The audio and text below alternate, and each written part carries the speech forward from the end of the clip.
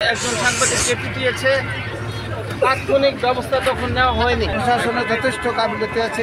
প্রকাশ্য হাজার হাজার মানুষের সামনে আইন শৃঙ্খলা বাহিনী বা এটার সাথে অন্য কোনো গডফাদার আছে, এই বিষয়গুলো খতিয়ে দেখা দরকার। সাংবাদিক তুহিন হত্যার বিষয়টি একটি নৃশংস ঘটনা। সে সংবাদ মাধ্যমে কাজ করে পেশাগত দায়িত্ব পালনকালে সে একটি ছিনতাইয়ের ঘটনার ছবি উঠানোর পরে তার উপরে সন্ত্রাসীরা চড়াও হয় এবং তাকে কুপিয়ে হত্যা করে। গাজীপুর চৌরাস্তা থেকে টঙ্গী পর্যন্ত এখানে ছিনতাইকারীদের অভয়ারণ্য। এখানে আইন শৃঙ্খলা বাহিনীর চরম ব্যর্থতা রয়েছে। গত 7 মাসে এখানে 103 খুন হয়েছে গাজীপুরে।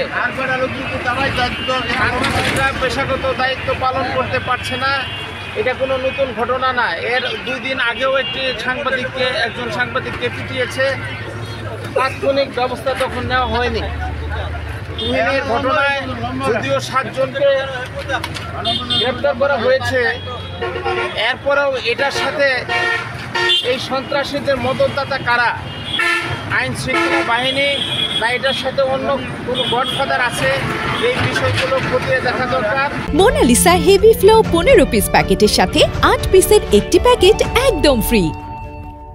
আরেকটা, আমাদের সারা বাংলাদেশের সাংবাদিকদের পেশাগত দায়িত্ব পালন যাতে আমরা নির্বিঘ্নে করতে পারি, এর জন্য আমরা বর্তমান সরকারের সহযোগিতা কামনা করছি। হত্যাকাণ্ড, এই হত্যাকাণ্ডের এই বাংলাদেশের একটি আলোড়ন সৃষ্টি করছে। আমাদের সহকর্মী সাংবাদিক একটি ভিডিও এবং একটি ভিডিও করতে দেওয়া এই ঘটনার শিকার হয়েছে। অত্যন্ত দুঃখজনক।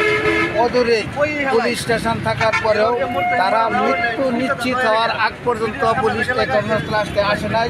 প্রশাসনের যথেষ্ট গাফিলতি আছে। আমরা আশা করি এই হত্যাকাণ্ডের সুষ্ঠু তদন্ত সাপেক্ষে প্রকৃত হত্যাকারীদেরকে দৃষ্টান্তমূলক শাস্তির আওতায় আনার জন্য আমি সরকারের কাছে আহ্বান জানাচ্ছি।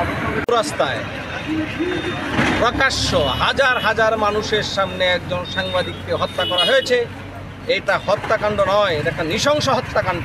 এইভাবে মানুষকে কুপিয়ে মানুষ মারতে পারে, মানে চিন্তাও করা যায় না। সেই ঘটনায় কোনো ঘটনা নয়, তুচ্ছ একটা ঘটনার কারণে আজকে আমাদের সাংবাদিকদের জীবন দিতে হচ্ছে।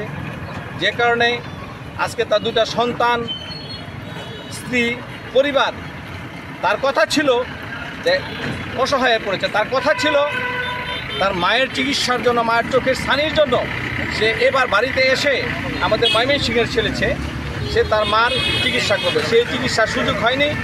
আমরা এই ঘটনার তীব্র নিন্দা জানাচ্ছি।